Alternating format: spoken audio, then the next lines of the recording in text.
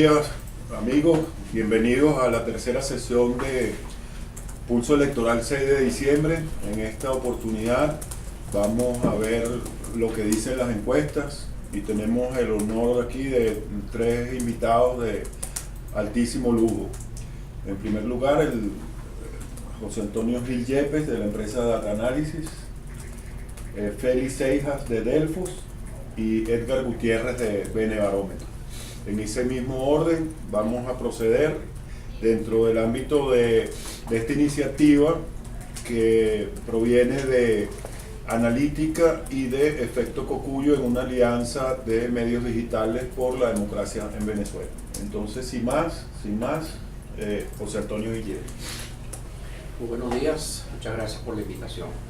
Yo quisiera hacer primero un resumen de los elementos, creo que más importantes de lo que puedo decir, y luego entrar en algunos detalles de estos señalamientos.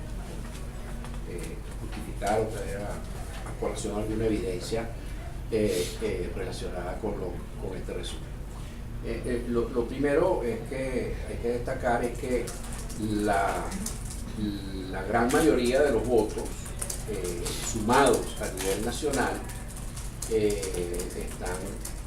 por ahora están a favor de la oposición, y esto crea una expectativa de un resultado abrumador en cuanto al número de diputados a favor de la oposición, y eso no es lo que en realidad refleja la situación de una campaña por elección de diputados. No se trata de una campaña presidencial. Si así fuera, pues estaríamos más o menos en presencia de unos resultados esperados hasta este momento, si no cambian las tendencias, de 25 puntos a favor de un candidato para el oficialismo y de 75 puntos para un candidato de oposición, si fueran dos candidatos, uno por cada parte. Pero esto no se trata de una sola elección, se trata de 87 elecciones de al menos circuitos, y dentro de cada circuito tiene los candidatos no solamente nominales, sino que están presentes los candidatos listas, y eso tiene también otra forma de contabilización distinta a los candidatos nominales. Los candidatos nominales son por circuito y los candidatos listas son por estado. Entonces, ¿cuál es el gran factor que está determinando la tendencia? Que es el nivel de aprobación de gestión del presidente de la República. Esta correlación entre aprobación de gestión del presidente y su candidatura eventualmente, o sus causas, sus candidatos para diversas elecciones, es una correlación que hemos venido estudiando en los últimos 20 años y se ha mantenido sumamente alta. Entonces, con una aprobación de gestión muy baja que tiene el presidente Maduro, pues se presenta la situación que estamos planteando, una tendencia a un voto total mayoritario a favor de la oposición. Esto crea una expectativa que hay que manejar, y hasta ahora no conozco de iniciativas sobre el difícil manejo de esa expectativa, de que resulte que la diferencia en el número de diputados no sea tan grande como el voto total, y eso se pudiera prestar a planteamientos como el que se hizo fraude, o que el Consejo Nacional Electoral no hace su trabajo, etc. Lo cual no sería conveniente. Ahora, ¿cómo se maneja esa situación? Eso es bastante difícil de comunicar. Por lo menos de parte de la oposición, que es el que aparece con la imagen gananciosa en este proceso. Yo creo que los resultados van a estar en el porcentaje de diputados de cada parte mucho más cercano que lo que indicará el voto total, ese 75-25. Van a estar mucho más cercanos, y que los resultados nos presentan la oportunidad de un entendimiento, de una negociación. Sobre todo si la oposición saca una mayoría que le permita al menos elegir al presidente de la Asamblea, esto estaría encuadrado dentro de un cambio importante de la situación, y eso pues presentaría oportunidades y riesgos. Los riesgos de que se quiera dar un salto adelante en el cambio de las condiciones políticas del país, en la configuración de algunas políticas o de algunos focos de poder, y la oportunidad es del entendimiento. En lo político han concentrado una gran cantidad de poder con el disgusto de los que se sienten marginados, que hoy en día son la mayoría, la gran mayoría de la población. Y en lo económico, pues los primeros golpeados, los más perjudicados, son los más pobres.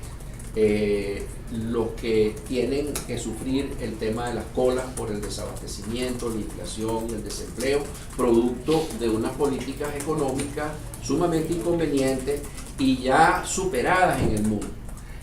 Tan superadas en el mundo que Venezuela pues es el único país del mundo prácticamente que no ha podido, no ha aprendido, no ha querido manejar la inflación. Venezuela es el país más inflacionario del mundo, y mientras el mundo se maneja en un dígito de inflación, con algunos casos que pudieran estar fuera de ese orden, en un 20% de inflación, Venezuela se maneja en este año alrededor de un 170% de inflación. Entonces yo no veo cómo un gobierno que se dice socialista, popular y amigo de los pobres puede mantener unas políticas económicas que han perjudicado a los pobres de esa manera. Los partidos, ninguno llega a 10% de identificación partidista, luego son básicamente partidos pequeños, y eso no le da la suficiente fuerza para pretender actuar unilateralmente. Entonces yo creo que la situación está propicia para un entendimiento en el cual superemos no solamente lo que viene ocurriendo durante la época chavista, sino un desencuentro que tiene demasiadas décadas o quizás siglos en el país. Un desencuentro entre las diferentes élites del país que se han mantenido como compartimientos estancos o élites divididas sin tener un proyecto común. Yo creo que esta es una buena oportunidad para que demos un paso adelante.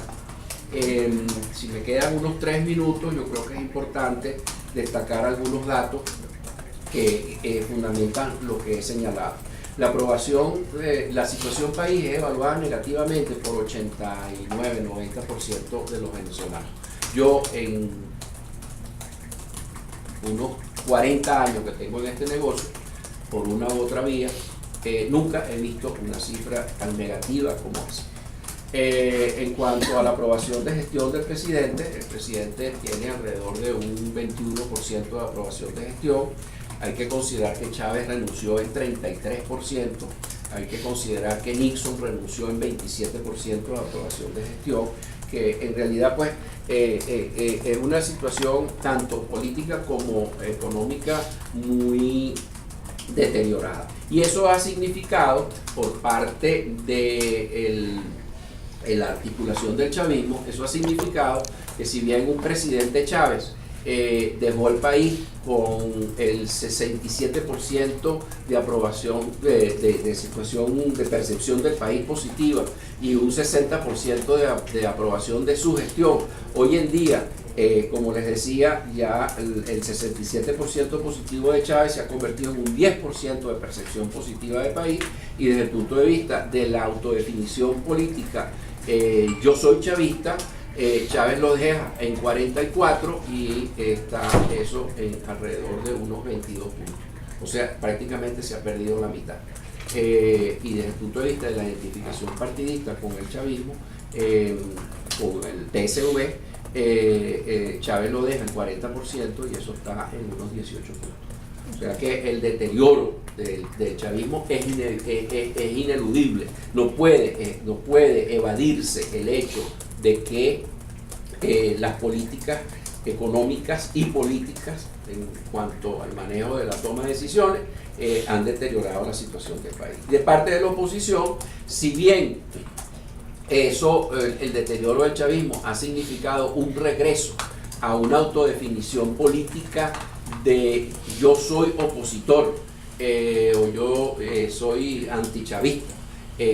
Un regreso de 20% a 44% en los últimos 18 meses. Sin embargo, la identificación partidista se mantiene alrededor del 20%, o sea, prácticamente empatado con el chavismo. Pero el chavismo está articulado en un solo partido y la oposición está articulada dentro de la MUD en unos 28 o 29 partidos, y fuera de la MUD todavía quedan 21 partidos más de oposición.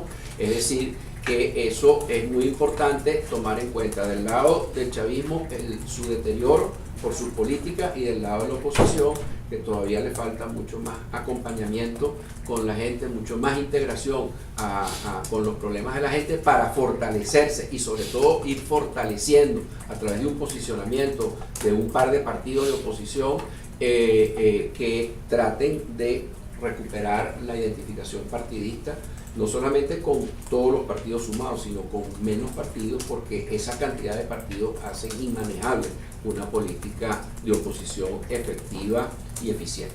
Principalmente desabastecimiento y alto costo de la vida han golpeado bastante al venezolano y su percepción de lo que es la salud en materia política, económica y social del país. Esto ha llevado a que el oficialismo, principalmente la gestión o la figura de Nicolás Maduro, haya perdido terreno de una manera bastante importante en cuanto a su nivel de aprobación, y sobre todo, que es más importante aún, la confianza que tiene la gente en que su gestión pueda revertir la situación económica actual. Esto se ha sentido en todo el país, por lo tanto, si bien es una elección por circuitos, el voto a nivel nacional es mayoritariamente a favor de la oposición, por lo menos eso hasta este momento muestran las cifras. Esta es una elección que se va a decidir en los circuitos. Hay unos diputados que se eligen en los estados por listas, estos se han repartido de manera aproximadamente igual. Entonces, la decisión final la van a tener esos resultados a nivel circuital. En cada uno de los circuitos el oficialismo ha venido perdiendo terreno. De la brecha que mantenía el oficialismo hace un año, 2 años, 3 años con respecto a la oposición ha caído. Sin embargo, hay circuitos en los que la oposición ha venido ganando tradicionalmente. Esos circuitos los va a continuar ganando seguramente. Otros circuitos que han sido parejos, digamos, o circuitos que han sido un poco más cerrados, y otros circuitos en los que la oposición ha perdido tradicionalmente por márgenes bastante amplios. Estos circuitos son los circuitos menos urbanos, son los circuitos, no vamos a decir rurales, porque hay partes urbanas también dentro de esos circuitos, pero son los circuitos menos urbanos. En estos circuitos las brechas eran bastante amplias, esas brechas se han reducido. La gran pregunta es si podrá cruzarse la línea. Pareciera difícil en algunos casos. ¿Por qué pareciera difícil? Principalmente porque en estos circuitos la afiliación al chavismo se ha mantenido, y vamos a hacer una distinción de dos cosas. Una es la afiliación al chavismo, lo que era la figura de Chávez, lo que él proponía, lo que él significa para la gente, y otra cosa es el presidente Maduro y su gestión. Si bien en un principio el presidente Maduro gana montado sobre el apoyo que el presidente Chávez en cadena nacional, poniéndole la mano en el hombro, le había endosado, en el transcurso del tiempo rápidamente empezó a diferenciarse lo que es Maduro y su gestión y lo que es el chavismo. Esto en la parte urbana quizás es un poco más difuso, pero en la parte rural está mucho más diferenciado. Las personas en algunos circuitos que son poco urbanos, ellos muestran todavía una afiliación importante hacia el chavismo, sin embargo rechazan la gestión del presidente Maduro. En estos circuitos la unidad, la alternativa democrática, los factores concentrados en la MUD tienen poca presencia, han tenido poca presencia en los últimos 10, 15 años por diferentes razones. Primero, son circuitos bastante difíciles de recorrer, son circuitos bastante difíciles de impactar de alguna manera mediática o con movimiento en el terreno, son distancias muy largas, son circuitos que han estado, en lo que respecta a gobernaciones y alcaldías, han estado en manos del oficialismo, y ellos han sido quienes han tenido posibilidad de movimiento, capacidad para moverse en esos sitios. Esto ha creado una afiliación bastante importante hacia el chavismo, pero también ha creado que en estos sectores la unidad sea, y es lo que un poco muestran los estudios, la unidad sea algo un poco difuso. Para ellos la unidad no es algo claro, no ha habido contacto con la gente directamente de la unidad, sigue siendo algo que está por allá en Caracas, sigue siendo algo un poco central.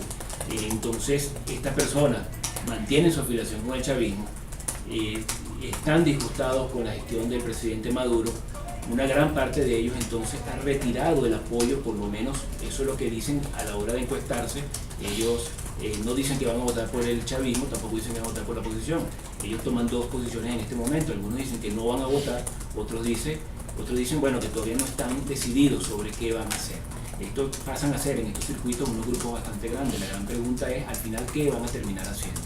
Si la oposición quiere afiliar ese voto, o si la oposición quiere ganar ese voto, pues tendría que tener una presencia importante en esos sitios, tendría que ir, conectar con la gente para endosarse esa cantidad de votantes y poder entonces revertir la tendencia. Del resto va a ser muy difícil que esa tendencia logre revertir.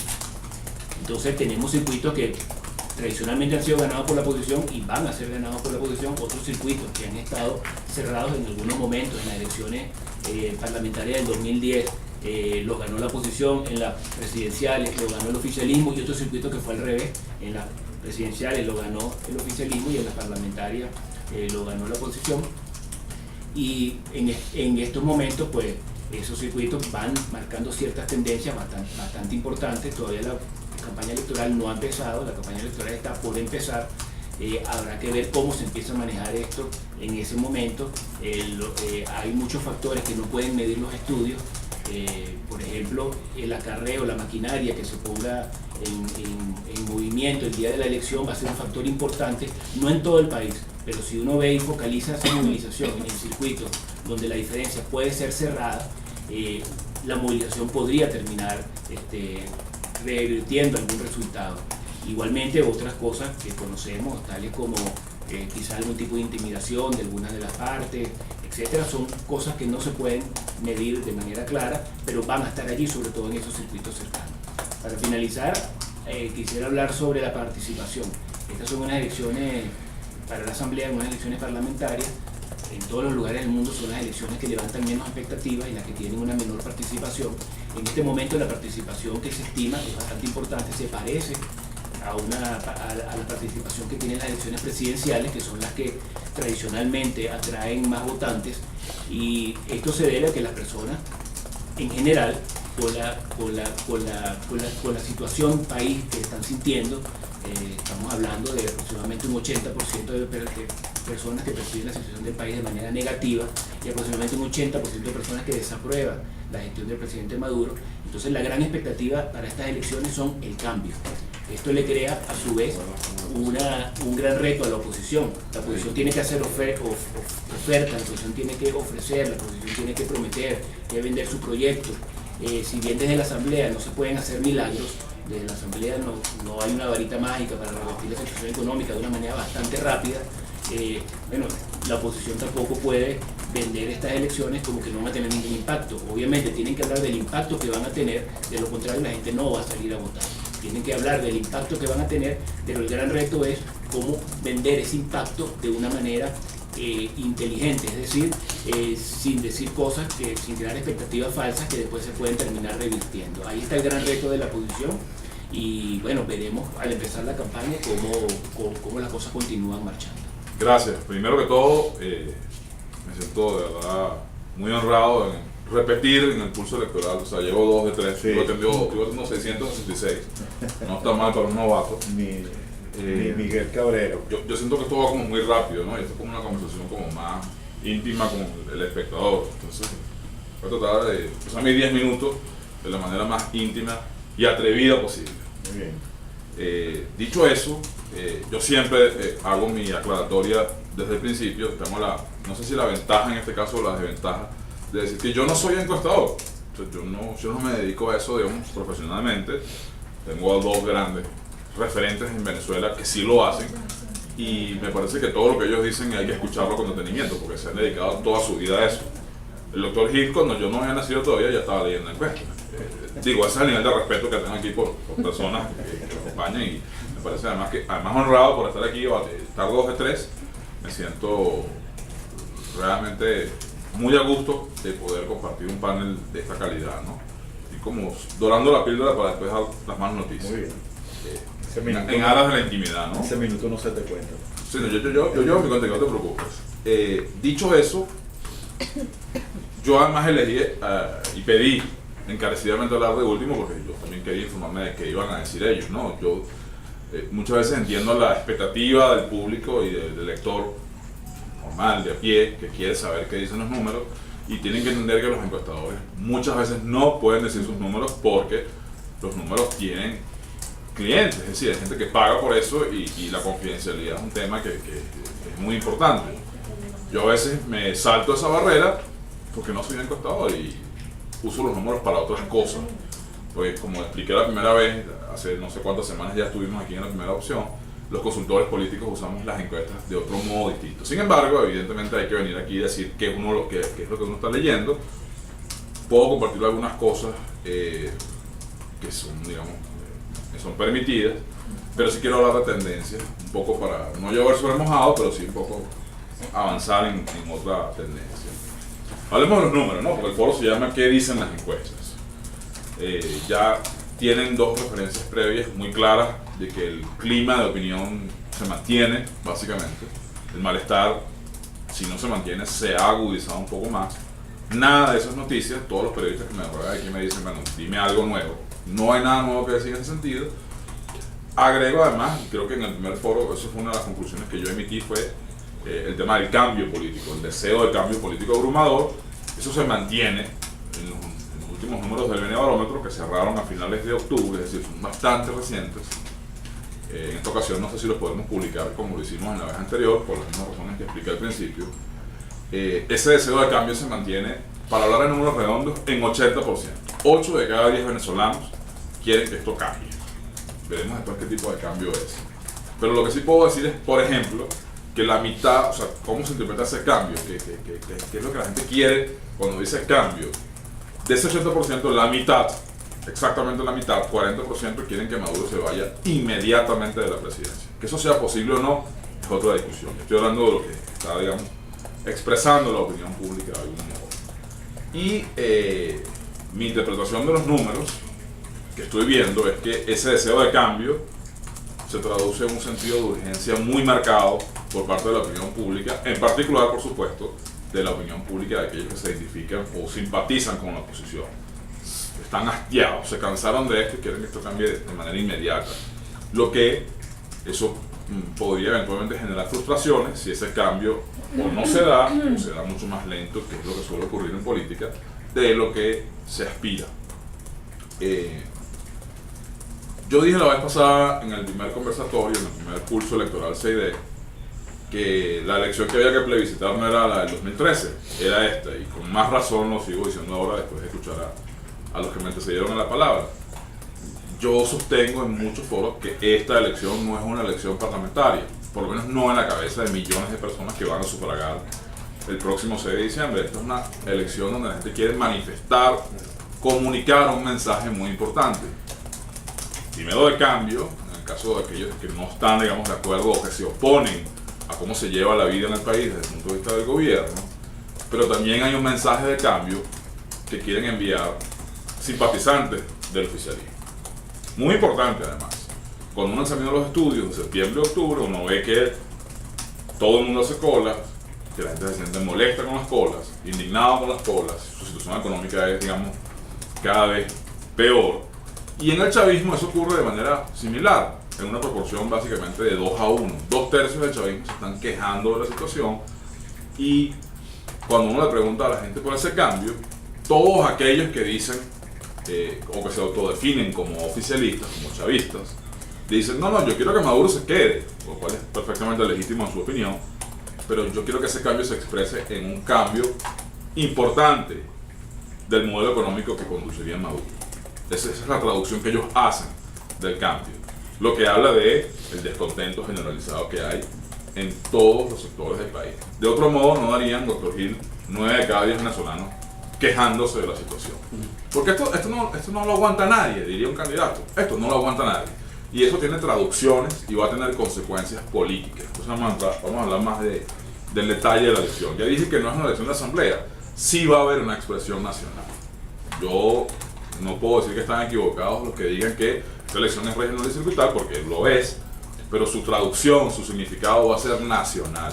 Vamos a tener la cifra de cuánta gente votó a favor y cuánta gente votó en contra del gobierno, y eso tiene unos mensajes políticos a partir del día 7 que habrá que interpretar, que generarán dinámicas al interior de los oficialismos y al interior de las oposiciones, porque eso no son dos bloques monolíticos. Ahí va a haber juegos, conspiraciones internas, el político tiene siempre interés, deseo personal, así funciona el mundo y Venezuela no es la excepción en ese sentido. Ahora bien, si me pongo el sombrero, digamos, serio, educado, y me pliego el paradigma de que es una elección por circuitos, por escaños que se van a escoger, bueno, sí, evidentemente eso es lo que va a definir la composición del próximo parlamento, y ahí están ocurriendo cosas. Quiero que anticipé algunas cosas en la primera intervención que hablan de un quiebre. Ese quiebre lo sigo viendo en muchos números que he podido tener, a los que puedo tener acceso, a los que yo mismo he contratado en algunos casos por razones profesionales, y me parece que yo puedo reducir esto o conjugar lo que estoy viendo en el siguiente número.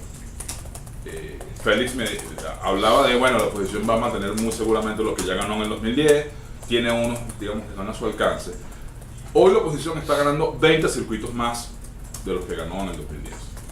Esos son más o menos 30 diputados más. Saquen las cuentas, lo que eso puede significar en términos de composición del próximo parlamento. 99. Saquen ustedes las cuentas, 98, 99 diputados. Eso es lo que dicen los números si las elecciones fuesen mañana, no dentro de los próximos 30 y tantos días que quedan para la elección. ¿Quedan cuántos? Quedan 32 días, más o menos. 33 días para las elecciones, gracias. Y eventualmente, y cierro con esto porque ya me queda poco tiempo para la primera intervención, el oficialismo, el chavismo, no se va a quedar de brazos cruzados. Más allá, el oficialismo ya está jugando desde hace rato, y a este jugador le falta todavía mostrar sus mejores jugadas. Estoy convencido de que van a mostrar en el desarrollo de esta pre-campaña que todavía queda, la que arranca el próximo viernes, sus mejores jugadas, lo que no significa necesariamente que sean las más democráticas. Por el contrario, me espero las peores jugadas desde el punto de vista ético y político. ¿Para qué? Para intentar revertir una situación que es catastrófica a nivel de numerología, de la numeralia. Hay un fenómeno que expresé en la primera intervención que hablaba de fenómenos ocurridos en los llanos, por ejemplo. Eso lo sigo viendo en otros circuitos. Quizás el único estado que rompe esa tendencia sea el estado Sucre, donde pareciera que los números se mantienen bastante, digamos, contenidos por el oficialismo en términos de probabilidad, pues, de intención de voto, de disposición a participar. Pero estoy viendo casos en Trujillo, en Caracas, de unos circuitos básicamente rojos, que me hablan de que ese quiebre se sigue profundizando y que va a tener nuevamente consecuencias electorales muy importantes.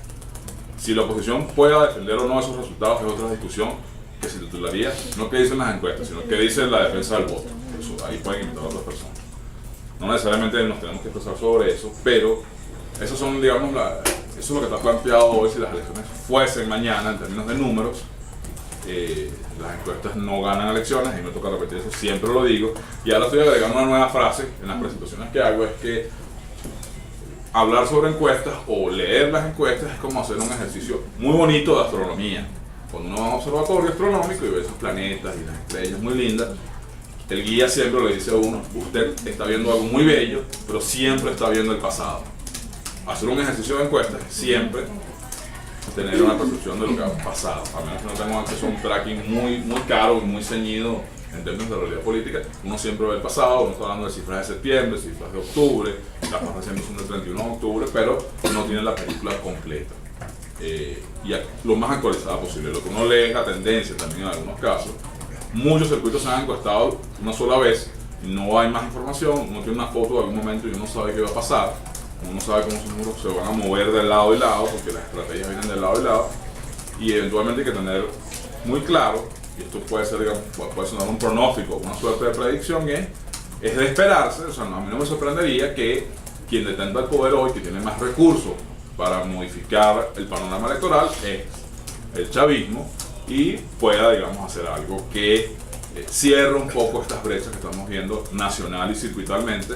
Pero yo insisto, y con esto ya concluyo en mi minuto de ñapa, Muy bien. que el tiempo es demasiado poco para revertir una tendencia tan abierta como la que estamos viendo nacional y en muchos casos circuitalmente. Agradecido nuevamente por la invitación. La primera pregunta sería: ¿en qué circuito se debe trabajar para ganar la mayoría de la Asamblea Nacional? Esto me imagino que se refiere en qué circuito debe trabajar la oposición.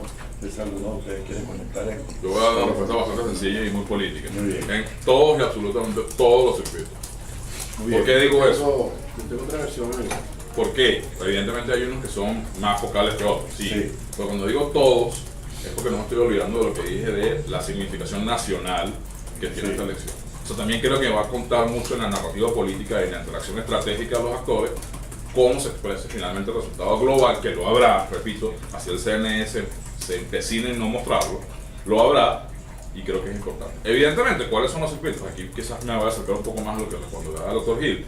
Evidentemente, aquellos donde perdiste por 10, 15 o 20 puntos en histórico y hoy ves que son ganables. Esa es la prioridad, porque te acercan mucho más a un número abultado de escaños. Sí. Excepto Yo creo que hay que trabajar los circuitos en los cuales dos capas, sobre todo la capa en donde el chavismo ha estado casi empatado con la oposición o con un promedio de unos 10 puntos a su favor en las últimas 3, 5 elecciones. Esos son circuitos claves en donde se va a concentrar, donde se puede concentrar el trabajo que rinde para la oposición, y quizás aspirar un poco más arriba hasta 15 puntos de promedio a favor del gobierno, porque esos circuitos probablemente sean más fáciles de transferir hacia la oposición, y de resto los demás circuitos, claro, no los puedes abandonar, y no es necesario que los abandones, porque cada candidato tiene que trabajar en su circuito. Claro. No vas a trabajar en el del otro, porque no viene al caso. Entonces, igual no lo vas a abandonar, pero los otros están ganados. ¿De qué número de Frente a la circuitos debacle estarías del hablando en los primeros que mencionaste? Numéricamente hablando, ¿cuántos circuitos serían esos aproximadamente? Unos 27. Unos 27 que eligen cuántos diputados. ¿Lo sabes? Que eligen unos... mira, los circuitos que se llaman focales, peleados, están entre 10 puntos a favor de la oposición y 10 puntos a favor del gobierno. Esos son como 47 circuitos. Y ahí se eligen unos, como 50 diputados. Se eligen. 51, Mucho. sí. Sí. Se eligen unos cuantos diputados ahí. No, creo que un poco más, creo que 63. Okay. Ya cuáles son los circuitos. Déjame buscarte cuáles son. Sí, y ahí tú vas a responder sobre... Si quieres hacer un comentario sobre esto. No, pasamos bueno, a la básicamente han dicho lo que es solamente una alerta para no repetir, ¿no? Pero un poco afianzando lo que decía Edgar, ¿no? Yo siempre digo, miren, el presidente Chávez usted puede tener una tendencia o la otra tendencia, pero hay cosas que aprender, ¿no? El presidente Chávez se enfrentó a elecciones donde arrancaba con 15 puntos de diferencia, con 15 puntos de ventaja, y el presidente Chávez jamás aflojó. El presidente Chávez jamás dio nada por cantado. El presidente Chávez hacía campañas fuertes, bastante dinámicas. El presidente Chávez incluso se vestía de azul. El presidente Chávez hablaba de amor. El presidente Chávez llegó a pedir que por favor, necesito tu voto. Lo llegó a decir en elecciones donde tenía 15 puntos de ventaja. Es decir, en ningún momento se debe aflojar. Los circuitos que están ganados son circuitos en los que hay que trabajar igual de fuerte que en el resto de los circuitos. Ahora, hay un tema de recursos. Esto es cierto. Primero, la oposición no tiene acceso a los medios, las tiene bastante difícil para hacer campaña. La oposición tiene que hacer una inversión importante con recursos limitados, tiene recursos limitados. Entonces, la mayor cantidad de recursos, por supuesto, y la mayor cantidad de esfuerzo tiene que dirigirse hacia los circuitos, hacia estos circuitos que son ganables, estos circuitos que pueden revertir la mayoría en la Asamblea Nacional. Mira, son 27 circuitos reñidos para 37 diputados. Para los estrategas que toman las decisiones de dónde poner los recursos y dónde no, es que eso sea abierto naturalmente, porque el contexto de la elección es inédito. No hay elección en Venezuela que se haya celebrado con un nivel de popularidad tan bajo del presidente ni con una situación tan mala en la percepción del país. Entonces, la pregunta que yo le hago a esa persona, o más bien la reflexión que le hago es, ¿usted qué hace? ¿Usted deja de meterle recursos, dinero, empuje a un circuito que ganó por 2.000 votos en el 2010? ¿O los mete en un circuito que perdió hace 5 años por 30 puntos y hoy gana por 20? Esa es la complejidad estratégica de la elección en términos de lo que se llaman los terrenos de batalla, sí, claro. los battlegrounds. Está muy claro. Entonces, por eso hablo de todos. Evidentemente, Sí, está muy claro. en términos estratégicos siempre va a haber prioridades. Sí. Pero hoy es mucho más complejo eso porque Sí, claro, ese número se ha abierto. Sí, yo creo que hoy hay, por lo menos, en batalla, unos 50 circuitos. Por lo menos 50 circuitos que son peleables, tanto del lado del oficialismo como del lado del chavismo. Sí. Sí, yo creo que se puede resumir en que hay unos circuitos focales que son claves para ganar más diputados, pero por ejemplo en el caso de Baruta, donde ganaría la oposición de calle, Sin hacer nada. cada voto cuenta. Y es importante que cada elector vaya a votar, aunque no va a traer más diputados, sí va a traer un mensaje político importante. Pues necesito la El planta hecho que de reporta entonces. Exactamente. Esa es Está la muy mensaje. claro tu exposición. Bueno, tenemos una avalancha de preguntas, lo cual significa que estamos siendo sintonizados por mucha gente en este evento de Pulso Electoral 6 de diciembre, promovido por Analítica y por Efecto Cocuyo en una alianza de medios digitales. Hay otra pregunta que me parece interesante porque se ha convertido en un tema particular de esta campaña, que es el efecto de la tarjeta Mi Unidad. ¿Cuál creen ustedes que puede ser el efecto que tenga, hablando de tramposerías, esta estricta tramposería, esta tarjeta del Mi Unidad? Por cierto, me han dicho que reparten propaganda de la tarjeta Mi Unidad con la franela de Un Nuevo Tiempo, llamando a votar por la oposición, cuando sabemos bien pues que quienes representan a Mi Unidad pues son afectos al oficialismo. ¿Cuál creen ustedes que puede ser el efecto de esta tarjeta en el resultado? El asunto es que todavía faltan 4 semanas para las elecciones y hay tiempo suficiente para que la mesa de la unidad, para que los candidatos unitarios hagan en los circuitos donde esto está ocurriendo y donde esto puede afectar, hagan una buena campaña para aclarar las cosas.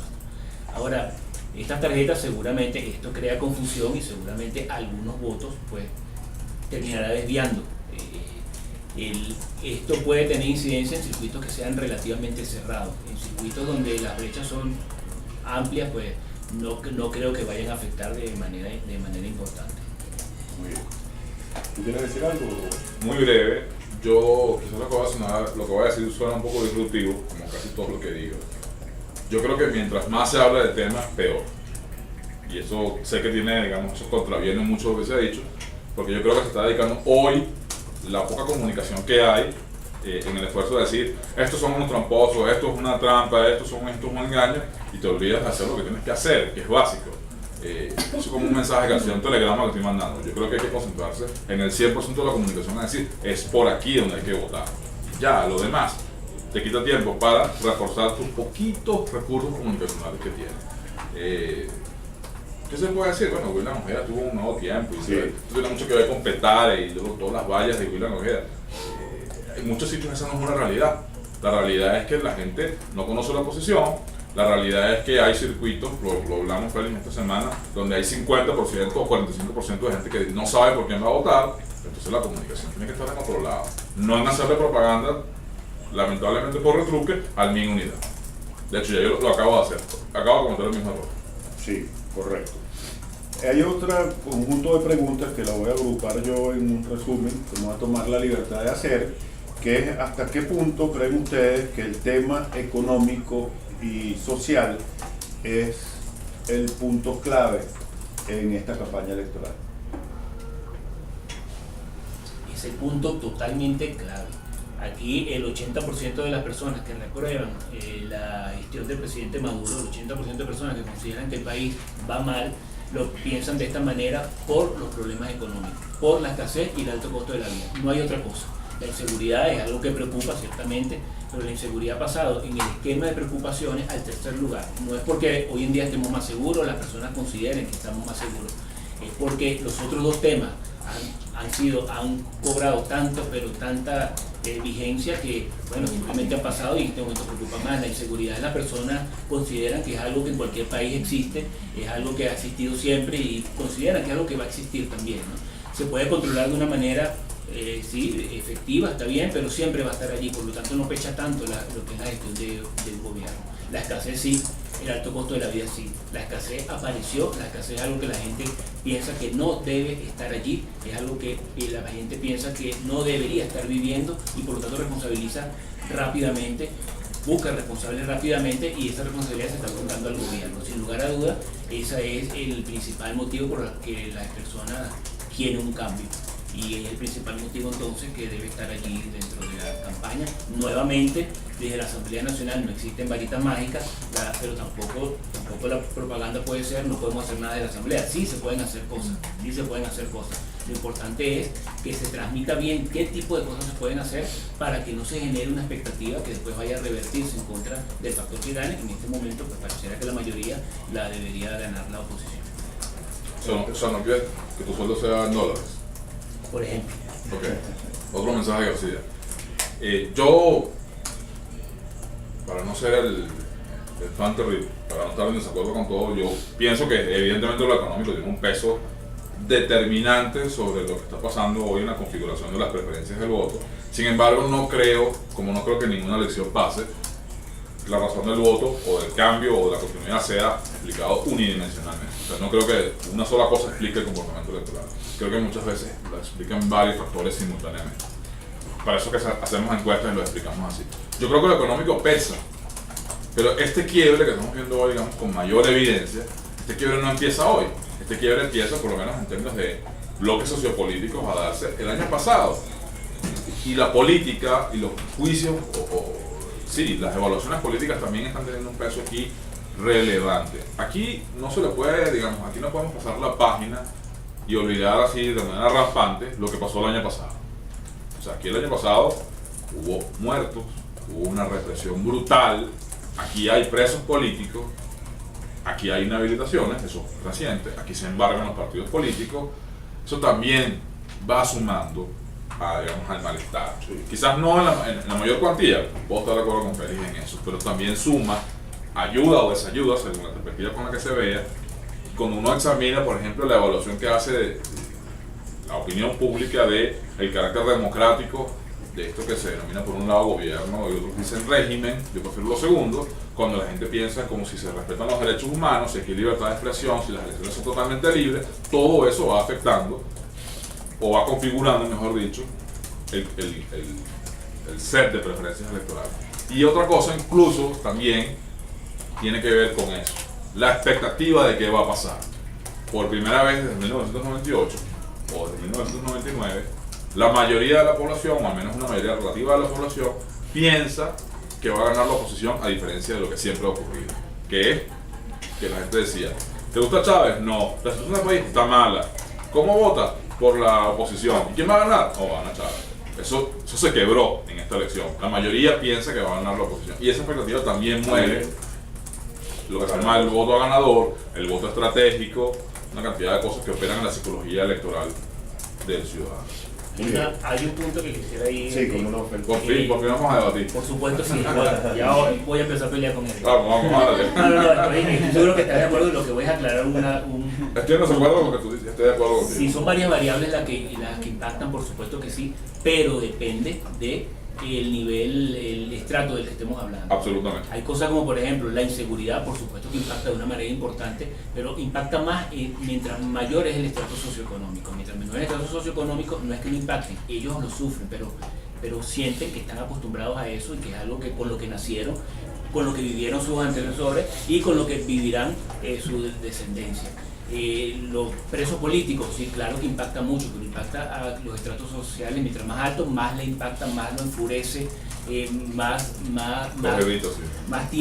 sentido tiene de lo que está ocurriendo allí. Pero ya ese es un estrato mayoritariamente opositor, no ahorita, ya tiene muchos años siendo mayoritariamente opositor. Entonces ese tipo de factores lo que hace es que lo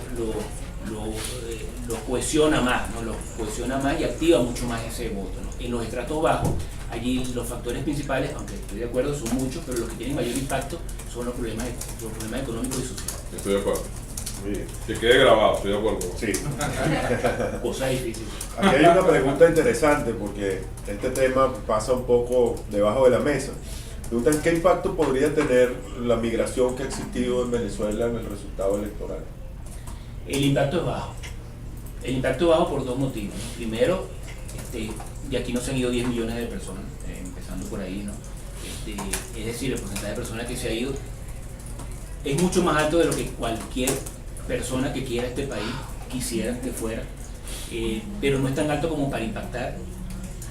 Impactaría más el voto nacional, impactaría un poco más el voto nacional. A nivel de circuito el impacto va a ser prácticamente nulo, porque el porcentaje de personas que se ha ido es mayor en circuitos, mayoritariamente opositor. Si uno lo ve relativamente, nuevamente, hacer una elección por circuito, pues hay que ver dónde están focalizadas esas migraciones. Tienden a ser en zonas, circuitos ganado que mayoritariamente no ganados ya no. Algo está ganado cuando se ganó. Está bien. Vamos a hablar de Yogi Berra, que murió recientemente, en paz descanse, pero el huevo no se acaba hasta que se termina, y eso es así. Es cierto. Sí, yo solo complementaría diciendo que sí, y efectivamente esa migración tiene que ver también con un componente socioeconómico, gente que puede ir, hay mucha gente que se quiere ir, pero son pocos los que pueden ir. La cifra es alta, dramática diría yo, pero esa gente que ha emigrado, que difícilmente venga el 6 de diciembre a sufragar, hay que tomarlo y decirlo con toda la seriedad del caso, también en términos de béisbol, han venido relevistas, ¿no? Que son personas que usualmente no tenían esas actitudes políticas, no tenían esa intención de voto, de estratos más bajos, y han venido como a relevar un poco o a compensar eso en términos relativos, no estoy hablando en términos absolutos, claro, porque estoy de acuerdo con lo que dice Félix. Sí. Creo que así va a funcionar un poco. Hay una pregunta que la mencionó Félix en su exposición, pero me parece bien resaltar, que es la siguiente: si el 80% quiere cambio, ¿por qué hay gente que todavía vota por el PSV? Creo que eso estuvo comentado en tu exposición, pero vale la pena resaltarlo. Mire, la narrativa que construyó el presidente fallecido Hugo Chávez es una narrativa bastante fuerte, bastante efectiva, principalmente porque está montada sobre deseos reales de la población. Puesto que la gente quiere vivir bien, la gente quiere ser tomada en cuenta, además, la gente quiere sentir que no es un cero a la izquierda, la gente quiere sentir que es parte de todo un movimiento dentro del país, que contribuye y que el país está pendiente de ella también. El presidente Chávez montó una narrativa sobre eso, una narrativa bastante fuerte. Estamos hablando de finales de los 90, donde la crisis institucional de los partidos políticos era bastante fuerte, la gente desconfiaba de aquellas instituciones, la gente se empezó a sentir desprotegida. Yo no voy a entrar en otros temas como el paternalismo, que es cierto, es algo que lamentablemente está vigente en el país desde la nacionalización del petróleo, pero ese era el país que existía, y las personas empezaron a buscar alguna salida mesiánica. Apareció Hugo Chávez, montó esa narrativa, una narrativa bastante fuerte, bastante efectiva, y eso se instaló en el imaginario de la persona.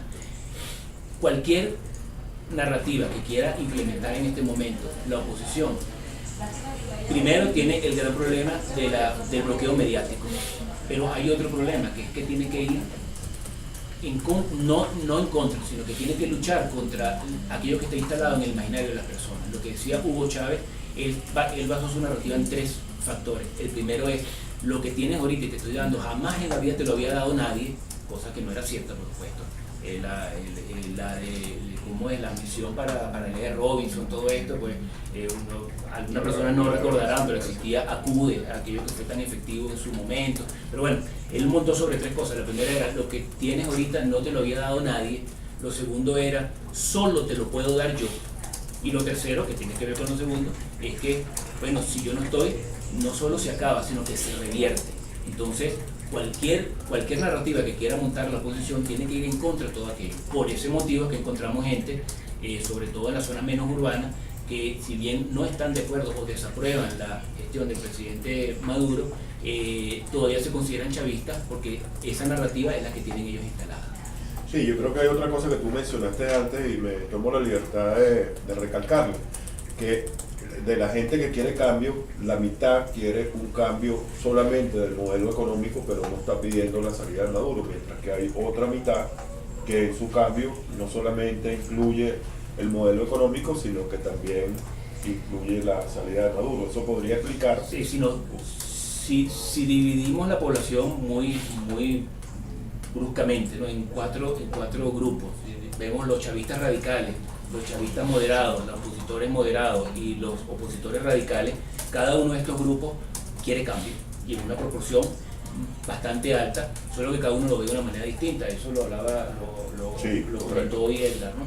El chavista radical, pues en último caso su mayor deseo, el más radical, es que Chávez resucitara, por ejemplo, ¿no? Bueno, ya si esto no es posible, pues entonces ellos dicen, bueno, ojalá el presidente Maduro hiciera un cambio en su política económica, no que cambie el modelo, sino que aquello que venía construyendo Chávez desde su punto de vista, aquello que venía construyendo Chávez, que desde su punto de vista era algo muy efectivo. Hay que recordar, los problemas que existen ahorita no los creó Nicolás Maduro. Estos problemas son consecuencia de políticas que ya venían desde la gestión del presidente Chávez. La cosa es que, bueno, en aquel momento no habían explotado, los precios de petróleo permitían, daban un margen increíble para mal utilizarlo y para... Entonces, claro, al bajar los precios de petróleo todo queda como muy en evidencia, además de otros factores que un economista explicaría muchísimo mejor que yo. Pero entonces, estas personas quisieran que se rescatara aquello que Chávez, desde su punto de vista, estaba implementando y era muy efectivo, y que Maduro, desde su punto de vista, no ha sabido manejar. Entonces, bueno, sí, que Maduro empezara a manejarlo de una manera, si nos empezamos a mover hacia el chavista menos radical, hacia el chavista moderado, bueno, ya él sí también quisiera que Maduro, que hubiese cambio, de repente un cambio dentro del mismo chavismo. Algunos de ellos ya voltean a ver a la oposición y la empieza a ver como una opción. Por ese motivo es que tenemos un voto, si uno analiza el voto que en este momento a nivel nacional se decanta por la oposición, uno ve que hay un porcentaje de aproximadamente un 9% que todavía se consideran chavistas, pero piensan que votarían por la oposición. Entonces sí, hay algunos que ya están volteando a ver hacia la oposición. Y bueno, y si nos entramos ya en el terreno opositor, pues bueno, ya los cambios empiezan a ser más de personas, de grupos políticos. Sí, muy bien. Solo, perdón. Sí, adelante, para agregar, Edgar, por supuesto. que no es que la mitad de esas personas que quieren cambio, para resumir el 80%, quieren que Maduro se vaya y la otra mitad quieren que Maduro cambie el modelo económico. No, según los números que yo tengo es, de ese 80%, si lo convirtiéramos en 100, la mitad quiere que se vaya Maduro. Otro 18-19% quiere que se vayan todos, incluyendo Maduro. O sea, cambio de sistema. Y un cuarto de esas personas que quieren cambio sí quieren que Maduro cambie el modelo económico. Entonces es 3-1 a proporción de cómo quieren ese cambio. O sea, hay gente que quiere que pronuncie la frase típica, clara, sureña de que se vayan todos. Empezando por Maduro. Pero hay un factor importante, no es que quieren que cambie el modelo económico. El sistema que hoy los está castigando. Que haga funcionar el sistema Así económico que Hugo Chávez, pues. No importa que sea paternalista, no importa que sea basado en la hipercondición petrolera, no importa, pero que resuelva el problema. No, es que quería precisar, si bien la oposición tiene alguna brecha de tanto 30% o algo así, ¿no? Entiendo que la oposición aún no ha superado más allá del 50%, no ha llegado al 50% en intención de voto en general, es decir, que es su histórico de las votaciones que ha obtenido en las distintas elecciones. ¿Esto es así o es mentira? La oposición en intención de voto nacional supera el 50%, incluso supera un poco el 60%. Porque además hay que agregar algo, Félix, Meli, que es que cuando uno ve el resultado de una elección en una página web, no hay no sabe, no responde. En todo caso hay votos nulos, ¿no?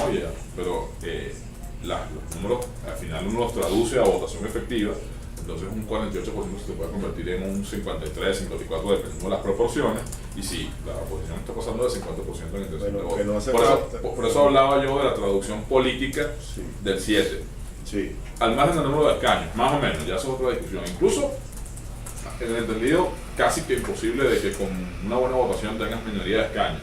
¿Qué haces de nuevo con esa mayoría de personas que quieren un cambio? Ya es una pregunta, digamos, para los actores políticos. En este momento, sin lugar a dudas, que la abstención puede perjudicar.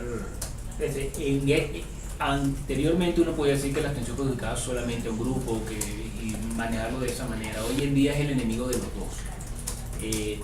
En estos circuitos menos urbanos, sí, estas personas que todavía son fieles a la marca chavismo no salen a votar, el chavismo puede perder y de manera importante. En el sector urbano ocurre lo contrario. En el sector urbano la mayoría de votos es opositor y estas personas, la mayoría de ellos van a votar pensando en un cambio. Si ellos continúan con esa sensación de que estas elecciones son importantes para impulsar un cambio, pues sin lugar a dudas en esos circuitos ganará la oposición, y ahí es donde la oposición debe trabajar para que no exista la abstención. Muy bien. Hay algunas preguntas que se refieren a circuitos específicos como Guarena, Guatire, Vargas, el estado Aragua, de cuáles son los pronósticos que hacen acerca de esto. No sé si podrían hacer un resumen a nivel nacional, o esto es demasiado heterogéneo. Yo les diría que contraten la encuesta, contraten a Félix, ¿no? Y el hombre tiene, digamos, su negocio. Tiene un dato, tiene que comprarlo. No, a todas estas personas que preguntan esto, yo le digo mi teléfono, no, mentira. A todas estas personas que preguntan esto, pero vamos a medir, ¿no? Ya fíjense, la posición del paño. hay un porcentaje. No, en Y realidad, yo por inventar la pregunta. Exacto. No, en realidad, fíjense, esto está tan difícil, que por primera vez en la historia, yo puedo decir, yo sé que tengo cara de tener 15 años, pero no tengo 15 años. Son varios años ya. Por primera vez en la historia hemos quedado saturados de trabajo. Es decir, en este momento no podemos hacer nada más de lo que ya está contratado. O sea, lo que quiero hablar, lo que quiero transmitir con esto es que se percibe que esto va a estar muy reñido, que es complicado, entonces hay mucha necesidad de información. Esta necesidad de información no es para ver quién va a ganar. Ahí hay un error que es común y además es natural que ocurra, ¿no? La persona Napolitan, que he leído por nosotros dos bastante y es un referente, él siempre decía que bueno, que las encuestas no ganan elecciones, que con las encuestas se ganan elecciones. Esa es una frase que él acuñó hace muchos años. Estos estudios, su principal uso es orientar comandos de campaña para que precisamente ellos, viendo la realidad que tienen al frente, puedan impactar sobre ella.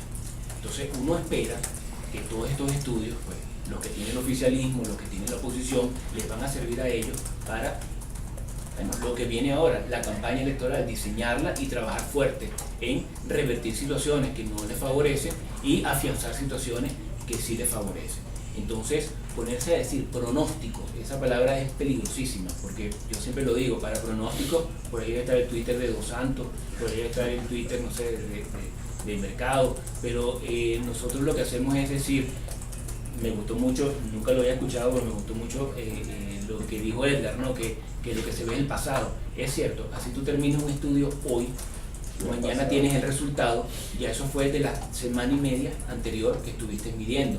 Cosas pudieron haber cambiado. Hay estudios que nosotros hemos tenido que botar a la basura y hacerlo de nuevo, porque se está haciendo y en la semana que se está haciendo pasó algo que impactó de manera tremenda.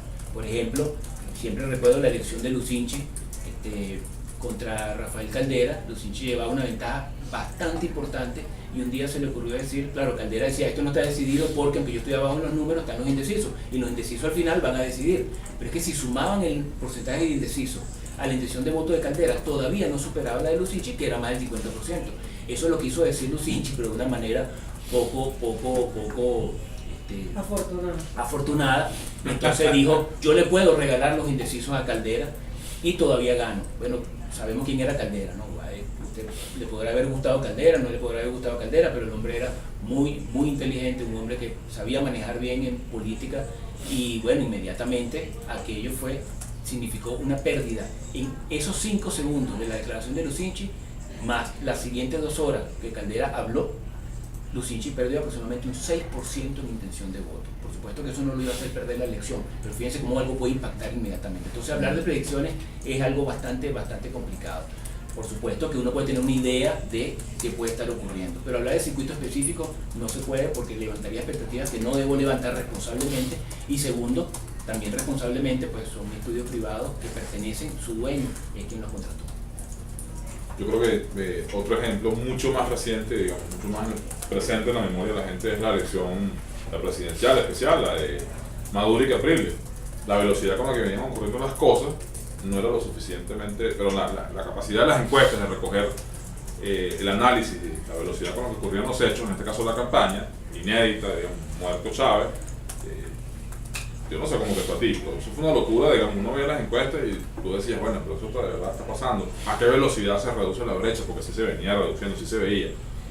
Pasa, o sea, las encuestas son bastante imperfectas, o sea, y como decía en la primera ocasión, las encuestas hoy es un mundo que está en profunda discusión y revisión, incluso de pilares fundamentales históricos. Bueno, el caso de Argentina muy recientemente. Digo, ejemplos hay en todos lados. Inglaterra, el de México, el de Colombia recientemente. Sí. Así es. Pero ¿cuáles son los circuitos? No, preguntaban Guarenas, Guatires, Vargas, Aragua, así de diversos. ¿Qué es lo que puede decir uno que no comprometa a nadie y que no genere falsas expectativas? Puedo decir, por ejemplo, que el dato que di primero de que la oposición está ganando cerca de 20 circuitos que ha perdido, la única tendencia que veo inversa es Aragua en el circuito 1, que lo veo muy competido. No significa que se pierda o se gane según el factor con que se vea, pero el sentido común indicaría uno pensar que en Maracay y Mario Vicente Rodríguez la oposición puede tener una ventaja, ¿no? Lo veo mucho más competido que lo que yo me hubiese imaginado. Los demás en Vargas, yo pienso que está competido, pero es un circuito difícil, muy difícil, porque ahí la dependencia económica de los electores depende del puerto, aeropuerto, gobernación y alcaldía, y eso es el peso del Estado completo. Y los de Caracas, por ejemplo. Adicionalmente, Por favor. Adicionalmente en Vargas, el gobernador, la imagen del gobernador es uno de los pocos estados en que la imagen es muy positiva. Así es. Y es probablemente el mejor gobernador evaluado del chavismo. Exactamente. Y el candidato principal ahí del PSUV es su esposa. Entonces, que también es bien vista. Que también es bien evaluada. Entonces, claro, ahí la situación está más pareja de lo que uno se hubiese imaginado que podía estar, eso es verdad, pero al final esos dos factores, la evaluación del gobernador va a pesar mucho. En el caso de Miranda 4, que es Guarenas, Guatire, Rodolita y Caucahuita, yo escuchaba en muchos espacios, muchas reuniones de esas políticas, como se dicen los mentireros políticos, que esa elección se está ganando. Yo no he visto todavía, digamos, ninguna prueba de que se esté ganando. La única que yo he visto es que está muy competida, digamos, con un margen, digamos, de ventaja en el momento que se tomó la encuesta favorable al gobierno, pero no tengo mayor información. Me faltaba otro que mencionaste. Los de Caracas, te preguntaba yo, los circuitos de Caracas, de Libertad. Caracas se han publicado cosas, incluso recientemente, es decir, Data Analysis o quienes contrataron Data Analysis han filtrado cosas. A veces uno no se cree los números cuando los ve, ¿no? Porque tú dices una ventaja de 20 puntos en el circuito 2, 23 de enero, y está de quiebre como que es hondo, ¿no? Es profundo la fractura. Yo creo que en Caracas, urbano, digamos, recuerdan todo lo que acaba de decir Félix sobre lo urbano y lo rural, y más o menos vamos a sacar las cuentas de que en Caracas puede haber una suerte de, ¿cómo lo decimos para que no suene tan feo? Terremoto político, donde puede haber una importante ventaja de la oposición. Puede haberla, si se mantiene la tendencia, si otro factor que es importante también decirlo, si la oposición es capaz de contener el envión que va a venir de parte del oficialismo y sostener esas ventajas que hasta ahora se han registrado. Pero pareciera que le puede ir bastante bien en la ciudad de Caracas. Me gustaría ver qué pasa en el circuito 1, que siempre es como el emblemático, ¿no? El 1 y el 2, que son Katia y el 23 de enero, dicen mucho más allá que lo que puede decir una elección. Sí, yo he podido conversar con algunos candidatos de la oposición y me sorprende que el comentario que hacen es muy parecido, la descripción de lo que les ocurre, que están entrando en lugares donde antes no podían pisar ni una calle y los llevan hasta la última vivienda, hasta el hogar más humilde, y en muchos de estos hogares se encuentran con la fotografía de Chávez y los habitantes de ese lugar les dicen, pero nosotros queremos un cambio, nosotros vamos a votar por la oposición. Sigue la idolatría, la admiración por Chávez, pero con un marcado sentimiento de cambio. ¿Qué comentarios pudieran hacer al respecto? Yo tengo dos muy breves, Félix, digamos, es playa y que sé que tiene mucho más que decir que yo. El primero es que yo también creo que en el chavismo, en una parte del chavismo, sea urbano o rural, también hay quienes quieren mandarle un mensaje a Miraflores. Eso una vez ocurrió en Venezuela, no estoy inventando nada. En el 2007, el chavismo le mandó un mensaje a Chávez y le dijo: esa reforma que planteaste, así no me gusta la cosa. Por lo menos a las alturas del 2 de diciembre del 2007. Yo creo que también eso está ocurriendo desde algún punto de vista. Yo he visto varios circuitos donde hay una fuga, como defino fuga es personas autodefinidas en un sector que están votando por el otro, tú mencionabas eso. Hay otros circuitos donde la fuga de la oposición es 2 y el chavismo es de 14. O sea, 14% del chavismo votando por candidatos, declarando que van a votar por candidatos opositores, y los opositores, digamos, con más contenido. Eso está ocurriendo. Y no quería dejar de comentar algo que a mí me parece curioso, ¿no? Porque este foro se llama ¿qué dicen los números? ¿Qué dicen las encuestas? Y esta es una elección tan inédita en muchos sentidos donde, me voy a salir mucho del tema, pero después tú engarzas la pregunta, Félix. Ayer hubo una rueda de prensa de políticos hablando de encuestas, ¿no? Eso es raro, ¿no? Y fue primera plana en un periódico y no, las encuestas dicen esto y esto y esto y esto. Y citan a Delta, citan a Libar, citan a Benebarómetro, citan a Análisis, en vez de hablar de otras cosas, ¿no? Me parece eso como que sintomático. Digo, las encuestas siempre están ahí como a merced de todas las críticas y todas. Yo quiero mucho las encuestas, son muy útiles, para mí esa es mi materia prima en mucho de lo que yo hago. Pero además también del oficialismo de Diosdado Cabello, quien tuvo la suerte de no verlo ayer, él decía, no, es que las encuestas no ganan elecciones, sigan con las encuestas, sigan publicando encuestas. Entonces el tema de las encuestas se está convirtiendo como un tema de campaña, ¿no? Que es la cosa, digamos, más inútil que puede haber en una campaña. Sí, siempre ocurre así, ¿no? Sobre el tema de los chavistas hablando que quieren cambio, bueno, yo creo que hemos hablado bastante, ¿no? Eso es así, son las personas que yo decía que siguen siendo fieles a la marca chavismo, pero sin embargo quieren un cambio, pero ellos se encuentran en este momento más o menos abrumados, ¿no? Porque como no quisieran que aquello viniera, saben que quieren un cambio, la única alternativa que ven es la mesa de la unidad. La mesa de la unidad tiene penetración en algunas zonas, en otras zonas les es muy difícil penetrar. Entonces, en la medida en que el gran trabajo de la unidad es eso, el gran trabajo es lograr penetrar esas zonas que en este momento no pueden penetrar, no solo porque no lo quieran recibir, es que además la logística es bastante complicada. Aparte, bueno, tenemos un porcentaje de personas que ellos, su fidelidad se va a mantener, es decir, el chavismo no está acabado, el chavismo eso creo que estamos bastante claros que no es así. Esa fidelidad se va a mantener un buen tiempo. Para que termine cambiando de manera radical, pues tendría que pasar bastante, ¿no?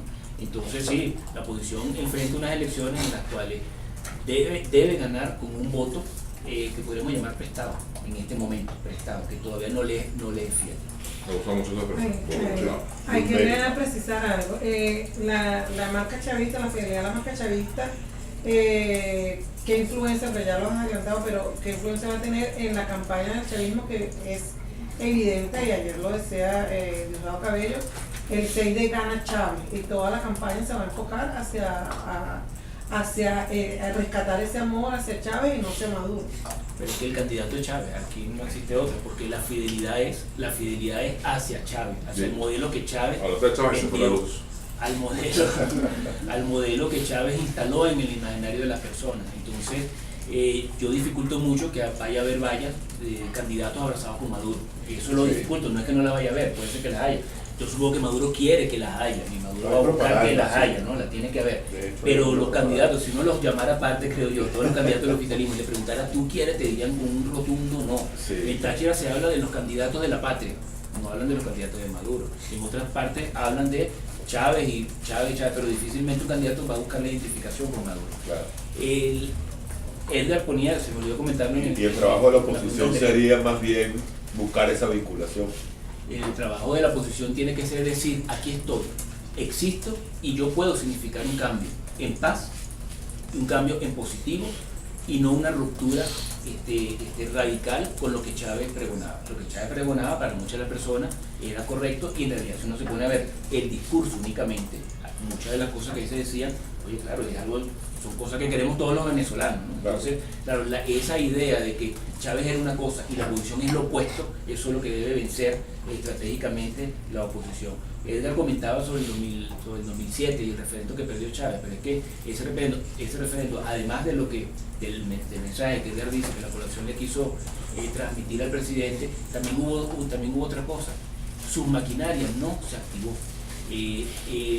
Alcaldes, gobernadores estaban en cierta forma molestos. Qué peligroso era estar molesto con Chávez, ¿no? Pero en cierta forma estuvieron molestos. Y ellos también le mandaron su mensaje. Y le mandaron su mensaje a Chávez y Chávez se los mandó después el día siguiente y los siguientes 2 o 3 días. O sea, Chávez le habló directamente y le dijo, esto es culpa de ustedes. Chávez sabía que esa elección la había perdido porque no se había movilizado la maquinaria en cada uno de los estados y en cada uno de los circuitos. ¿Qué quiero decir con esto? Que por más fuerte que tú seas, tú necesitas tu maquinaria. Necesitas tu maquinaria y el chavismo tiene maquinaria importante en circuitos importantes. No estoy diciendo que esto vaya a revertir necesariamente una tendencia al voto, pero es un factor que hay que tomar en cuenta que está allí y no se puede obviar.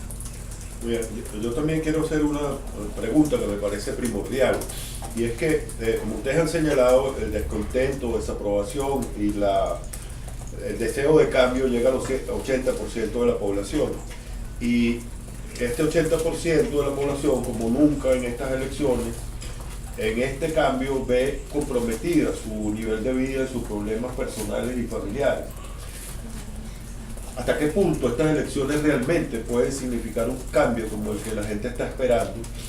Y hasta qué punto puede haber una frustración, gane quien gane, porque después estos cambios no tengan la profundidad que se espera y continúen los problemas de escasez, los problemas de inflación, los problemas de inseguridad, ya sin unas elecciones en vista? Hoy en día ese descontento, esa desaprobación en cierta manera está contenida en la esperanza de este cambio que puede ocurrir el 6 de diciembre. Si el 6 de diciembre no ocurre un cambio de esa profundidad, ¿cómo ven ustedes que se puede canalizar o dónde puede desembocar más bien esa frustración generalizada?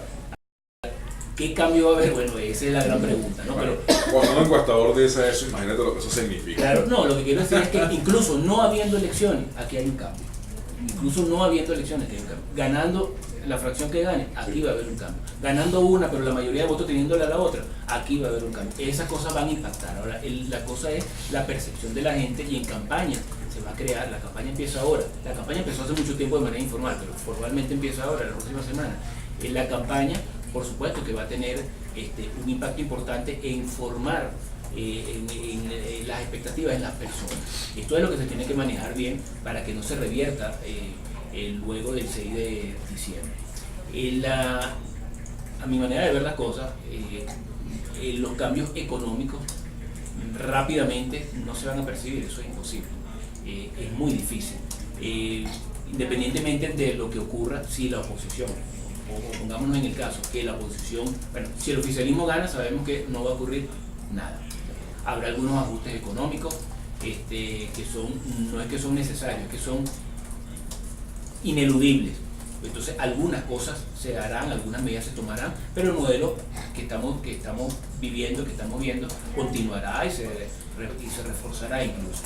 De ganar la oposición, el gran problema que va a tener es que, como no es posible que impactos rápidos económicos se tengan, sobre todo de manera positiva, más bien el 2016 va a ser un año muy difícil, el gobierno puede tener entonces dentro de la asamblea una excusa más. Ya no es el imperio, ya no es España, ya no es Guyana, ya no es Colombia, ya no son los empresarios, el bachaquero, sino que ahora va a ser la oposición que está molestando desde la Asamblea Nacional. Por lo tanto, la agenda de la oposición yo creo que debe ser, por supuesto que económica, pero lo más importante es la agenda política de cómo va a manejar este tipo de cosas. Y entonces él nos contará un poco más sobre ese punto. Mira, a mí hay algo que me parece muy simpático en todos estos eventos, en los artículos de opinión, en este tipo de chat, de hangouts. Es tanta expectativa que hay sobre esta elección, que yo creo que a todos, me incluyo, se nos olvida que en 12 meses hay elección de gobernador.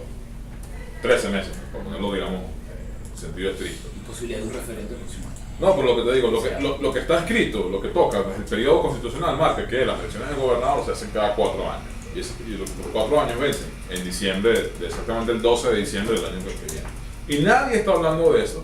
Y eso, por supuesto, sí está generando dinámicas en los estados. Porque ustedes creen que los políticos no están pensando, aquellos que quieren ser candidatos, cuando arrancan sus campañas. Si uno es serio, en una campaña electoral uno arranca un año antes. Si uno es serio, decía Napolitano que uno se metía nunca antes de un año en una elección para hacerlo bien, para, digamos, manejar la estrategia como se debe. Y yo creo que está en la razón. Uno se mete a veces en unas locuras de 2 y 3 meses y bueno, a veces sale bien, a veces no. ¿Qué quiero decir con esto? Que el año 2016 va a ser más político que este todavía, porque son muchos los factores. Fernando, vas a responder la pregunta de manera concreta. Sí. Bueno, eso va a depender de cómo quede la elección. Eso va a depender de qué haga cada sector político con los resultados que le deja la elección. Creo que, si he entendido bien lo que dicen todos los encuestadores y yo le doy unos números, parece que es más probable que gane la oposición que el gobierno, pareciera. Es lo más probable. No sé con cuánto. ¿Qué va a hacer la oposición con esa mayoría? Es una pregunta clave. O sea, ¿la mayoría para qué? Yo creo que estoy repitiendo varias cosas que dije la vez pasada. ¿Qué van a hacer con eso?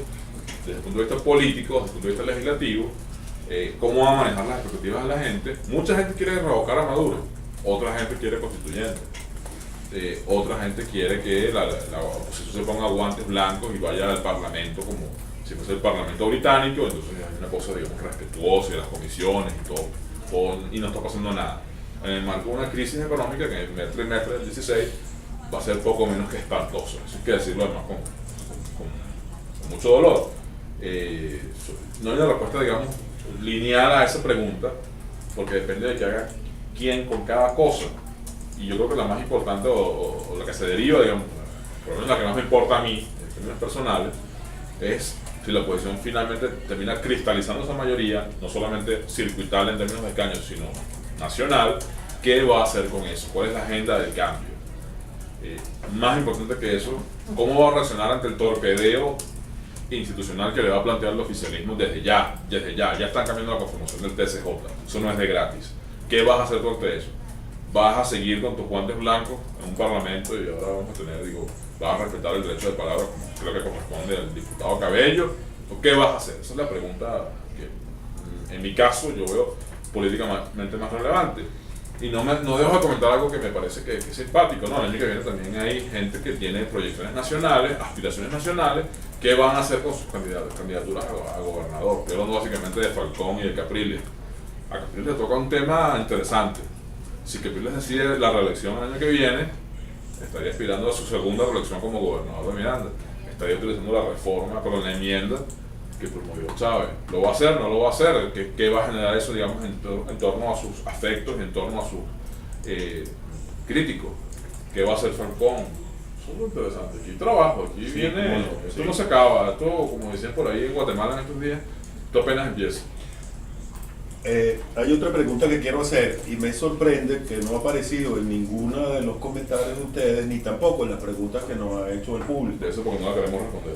No, pero fíjate, me parece significativo que no haya aparecido ni comentado por ustedes ni por el público, lo cual en sí mismo creo que transmite un mensaje. ¿Qué es lo que ha dicho Maduro? Ganaremos como sea. ¿Consideran ustedes que dada esta diferencia es posible concretar esa amenaza, porque eso no es otra cosa que una amenaza, con esta diferencia que se vislumbra? ¿Realmente hay una posibilidad o Maduro no tiene con qué concretar esa amenaza? Me parece que el mismo hecho que no haya sido mencionado con ustedes, que no haya sido mencionado por el público, puede entenderse como que la gente entiende esto nada más que como palabras que se las lleva el viento y que realmente no tienen de manera de concretar como sea ganaremos las elecciones si el pueblo se manifiesta contundentemente. Estamos en campaña y en campaña pues se vale todo, ¿no? Lamentablemente esa frase puede ser malinterpretada, Sí. pero aquí, no sé, por lo menos los que están aquí, los veo muy chamos, pero quizás algunas personas que nos están viendo recuerden que aquí se han ofrecido hasta puentes a la isla de Margarita, ¿no? En elecciones. Estoy hablando específicamente Luis Herrera Camping en su campaña electoral prometió que en su gestión iba a llegar caminando a Margarita a través del puente que iba a construir. es decir, cada quien se mueve según lo que considera que le puede favorecer en su campaña electoral. Algunas cosas éticamente son cuestionables, pues otras no. Esta aseveración de Maduro, Pero esa comparación que hace lo dice todo. Sí, pero ese como sea, pues es simplemente apelando a cosas que le han dado fruto al gobierno en el pasado y que en este momento en números continúa habiendo un porcentaje de personas que teme lo que pueda ocurrir si pierde el gobierno. Se ha montado siempre a aquella leyenda que si el gobierno pierde, pues el país se va a encender y que va a haber violencia. Hay un porcentaje de la población que no quiere violencia y que le teme a eso. Bueno, estos mensajes lo que buscan dos cosas para mí. Una es reforzar ese temor a quien lo pueda tener, y otra cosa es, despertar y transmitir dinamismo a sus mismos electores y a sus comandos de campaña. Mire, yo sí me refería a eso al principio. Lo que pasa es que a mí no me gusta reforzar los marcos de los otros, de repetir las frases y los memes que usan los otros. Pero yo hablaba de que ellos vienen jugando. Eso lo dije al principio. El gobierno viene jugando desde hace rato y nos falta ver en lo que queda hasta el 6 de diciembre sus mejores jugadas. A eso me refería con el tema de esa pregunta que estás planteando. Y también dije, y lo voy a repetir, que me estoy esperando que esas mejores jugadas no sean las más democráticas del mundo. Por el contrario, me estoy estimando lo peor.